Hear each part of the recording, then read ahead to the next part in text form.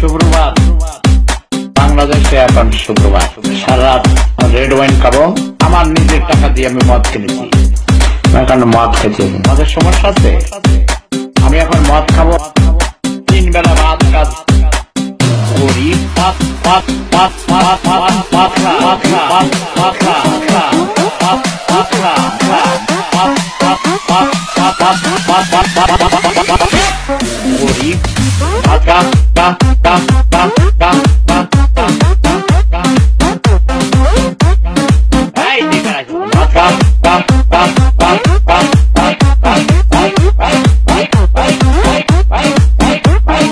মদ খাবি মানুষ করি